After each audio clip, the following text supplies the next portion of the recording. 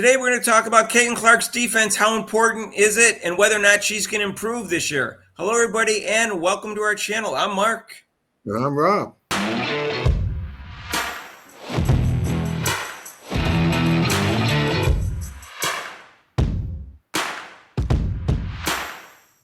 So, hey, if you haven't subscribed to our channel yet, please do so. Hit the notification bell when you do so you get notified of our next video. So, Rob, the Hatelins say that Caitlin Clark is the worst defender in the history of basketball, or so. Or they say she's terrible all the time. Now, as we know, people that know basketball know there's more than one type of defense. There's on-ball defense, which is where Caitlin Clark's biggest weakness is on defense. There's off-the-ball defense, and defensive rebounding is kind of defense, and that's part of defense anyways, not as important as the other ones. And there's some kind of like help team defense too.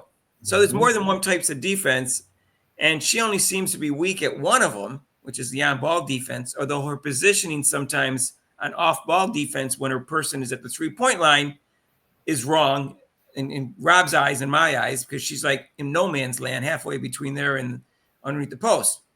So let's talk about how important defense is in terms of ranking a player's ability, because that's part of the reason why we're discussing this, because I think she's going to be the best player of all time, but until she improves her defense, she's not going to be.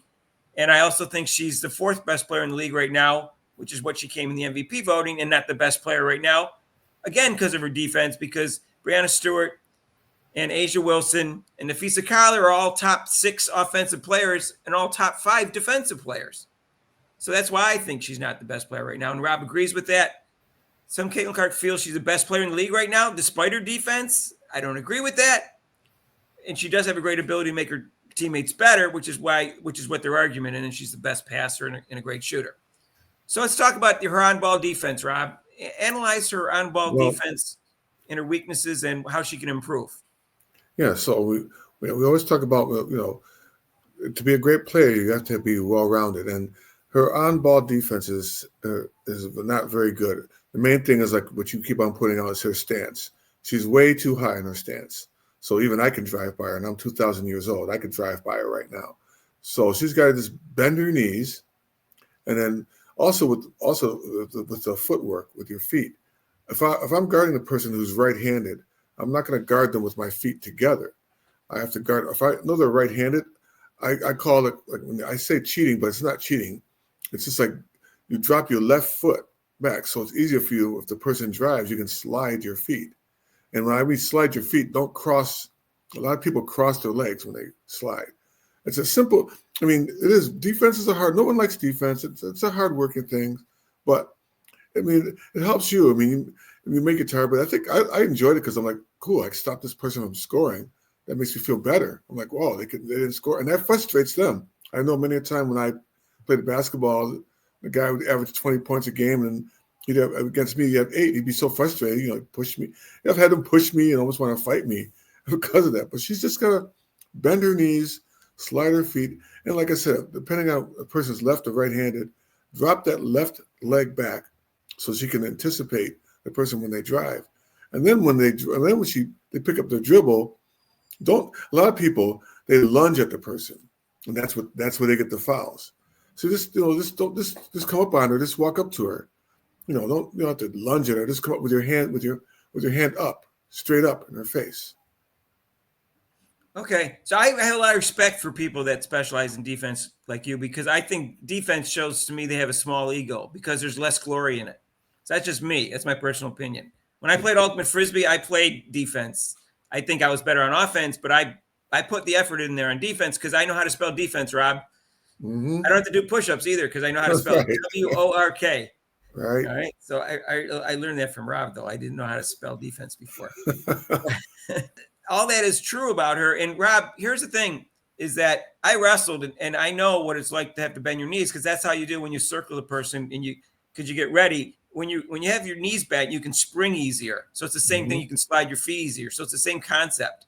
So, but it takes more energy to do that than just standing up and walking and straightening, because it puts more pressure on your body when you bend down and bend your knees. But I would think, Rob, it saves you energy in the long run, because when you're talking about sliding your feet and not crossing your feet, you're using less energy to move because it's a shorter distance or shorter time, Right. quicker Right. time that you can move. You're right, Mark. It's a simple physics thing. So you beat the person to that spot. So when they're driving, and same thing when you're and then when your person you're guarding doesn't have the ball, you always hear the coaches say, "I ball, I man." So keep your eye on the ball and the man. So you kind of like have a drill where you point your finger out to that person to the ball, and you have to. If you can't see your man, if you can't see the person and they're like that, that means you're not playing defense. You got to see the person right here. So you have to have your eye on your person you're guarding, and also on the ball. Otherwise, like that's why you see, back in the day, the back door. I mean, that's such an easy. I saw Mitchell do that. Kelsey Mitchell did that last year with a lot of. She had a nice little basket. As Clark set her up, the person would be overplaying her because they wanted to overplay her for the 3-pointer, and Kelsey went back door on him. So right, it's got to be ball. We say ball man. That's what we say, ball man. Right. So it's not just your stance, but also your positioning, how far away at one angle you're at, and things of that nature. You watch cornerbacks in football, which is the same thing when I play defense in Ultimate, because you're just covering a person on the frisbee or someone's throwing the frisbee to them. It's the same thing. If you get positioned properly at the right angle, that saves you time and space and energy, and you get there quicker. So that's what she sometimes does wrong also. She doesn't always have the right angle or the right positioning, how far away from the defender she should be. That's why her on-ball defense is her weakest part of her game, because she does more than one thing wrong when she does it, in Rob's opinion, in my opinion. Especially, and then when the person picks up the dribble, you pressure the ball. You shadow the ball with 2 hands. You shadow the ball. No one, I know people like the offense. Yeah, offense is a lot of work too, because if you got a good defensive player. But I mean, when the person picks up their dribble, right there, you should be on them. Be on top of them. You don't foul them, but because they hate that. Really, when you have the ball, they're like, they start panicking, and you see that was happening with Caitlin until she figured out when they double teamed her, they jumped. They did that on purpose. They trapped her, and she kind of didn't know what to do. And then it didn't help that her teammates didn't like come help her out. They're like 2,000 miles away and waving their hands like, pass the ball to me. They have to come to the ball. But yeah, I mean, just when they pick up the dribble, pressure the ball. Don't make it so easy to pass the ball to the post. Right. I think she has developed lazy habits, and I think Coach Lisa Bluter, she might have been a perfect coach for her offensively, but I think she did a disservice to her to not correct her habits on her stance and other little things that she does wrong on defense during the 4 years that she had her as a coach. And I think that hurts her in her development as a player. And the thing is, she spends a lot of energy on offense because she's ball dominant, and she also plays fast pace. She probably puts more energy into offense than any player in the history of women's basketball, probably, because she's so ball dominant and plays such a pace, at least women's basketball. So that's going to take some energy. So she's got less energy for defense. If she improves her stance, she'll save some energy later on in terms of her movement after. You take a page out of Hannah Hidalgo. She's a fireball. She's all over the place. She's quick. She's on the ball, and you see the energy that she has. Caitlin Clark has that potential. She's not slow. She's not a slow person. So, and she has long arms. So, I mean, if she bends down, she can not too many good ball handlers in the WNBA or women's basketball. Not too many. Right. So, I mean, she could get a lot of steals that way too. Or just like I said, just her cheating and pressuring the ball. And when she's got long arms and make the pass harder for the person once they pick up the dribble. So I know she can do it. Like you said, it's just the mechanics and the work at. She's got to work at. I agree. Some people have said, either you have defense or you don't. No. It's mechanics and effort, and those things can change. We saw that Kyrie Irving got better in defense at age 31 last year. I guess he's 32 now, and now he's out for the year. But also she has on defense, when her woman is at the 3-point line, like I mentioned, she's in no man's land. And then she tries to close in at the last second, and it doesn't work. And a lot of times this person's hitting a wide open 3. And I've seen her do that several times in fourth quarters of games, and it drives me crazy. Yeah. And also, you just got to be closer to her man. There's no reason to be in no man's land. One of the main things on defense, though, that people don't realize is talking. This is like you see the talking in pro football. You hear all the talking on the line. They're talking to each other. Slide over. It's like same thing with basketball, because you're all together. You're moving all together. So if her person is a shooter, that was always the thing we said, like shooter. or I would say there's the shooter your side. So if the shooter's on your side, what are you going to do? You're going to cheat a little bit more towards that player. Don't play off them that way, because when they reverse the ball, like you said, and you're playing off them, the person's going to shoot it and score like her. I mean, she should know better. Like, hey, if someone gets a ball to me, I'm shooting it, and they're playing off me, I'm going to score. So you always yell like shooter, or ball side. A lot of talking on defense. It's a lot of talking. All right, so let me pull this up, Rob. Is that on the screen okay? How was that? Yeah. So those are her stats. She averaged 1.3 steals, which is 15th in the league, and then 0.7 blocks, which is 21st in the league, which is actually really good, especially the blocks for a guard. So it's not like she doesn't have defensive statistics to show that she has some defensive ability. And I think she gets a lot of those on the off-the-ball defense and team defense. Rob, how would you rank her off-the-ball defense and team defense? And what are her strengths and weaknesses in that? Off the ball, she's a little bit better. You know, she still, like you said, she stands in no man's land. It's like I said, she's got to learn ball man. So if the ball is not on your side, usually you play off your person a little so you can see the ball or see them when they cut to the basket. No, so she's pretty good with that. Also, like I said, and also with defense. So if the shot goes up, you supposedly box the player out, and you can get the defensive rebound, and you can see where the ball is going also on defense. Off the ball is a lot easier than being on the ball. Now, some people argue that defensive rebounding is not technically defense. I think it's a small part of defense. I think you can classify it as part of defense because you're preventing the team from getting the ball again to make another offensive play. But that's semantics. Either way, she's an excellent rebounder, an excellent defensive rebounder. As you can see, she averaged 5.3 defensive rebounds, and she was like that in college also. So she's a very good defensive rebounder, and that's a huge advantage for her because if she gets the ball in her hands, the offense is more deadly. She gets it right away. Right. She's going to get the ball and push it. Yeah, she's going to get the ball and push it. That's a small plus to her defense. Like I said, you can argue about whether that's really defense or not. I think it is. So anyways, that's her overall defense. And I like Rob, like some people think she is terrible at defense. I think they're just looking at her on ball defense. I think what would you give her as a grade for overall defense? I'd give her a C plus, maybe a C plus. C plus. Okay. So but I mean, also like terrible. I said, yeah. Well, yeah.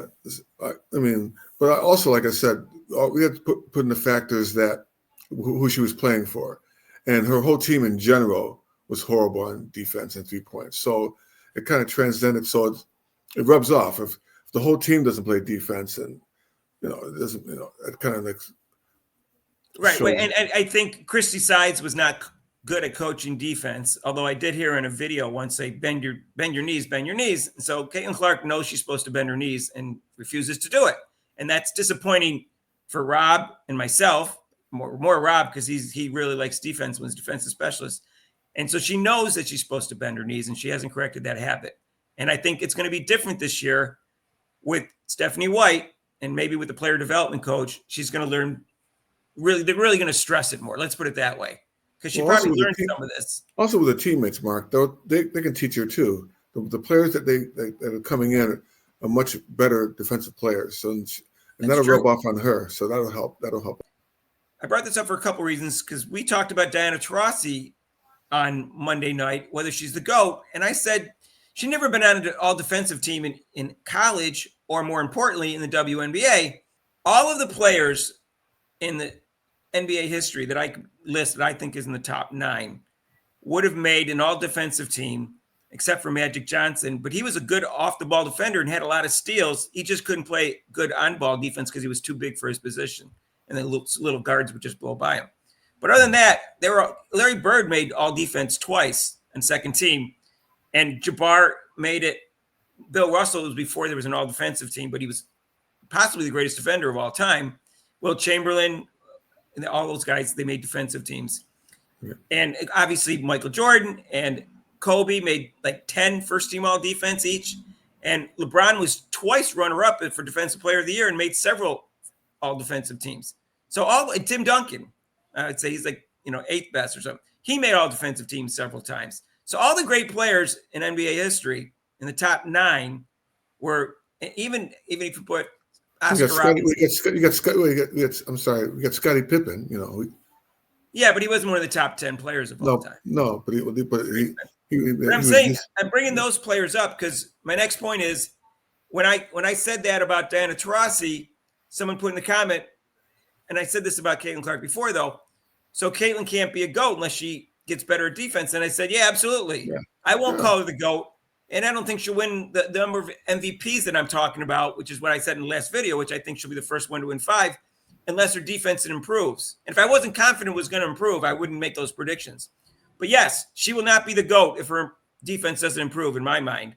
Right. Well, I agree, Mark. I agree with you. And you know, and she doesn't have to make a massive where she's averaging 5 steals a game. It doesn't have to be a massive. Just a good defender. Yeah, just to get the concept of working at make a little effort of that, so that you want to play defense. Yeah, and yes, I understand. I know Caitlin Clark fans say, no, we want her to save energy for offense. She needs it. Yes, but we just pointed out that if she positions herself properly, she can save some energy too. And guess what? She'll play fewer minutes this year because they have more depth. Right. So she'll be able to put more energy on defense. They do. They have a backup point guard, quality backup point guard, one that actually knows what she's doing.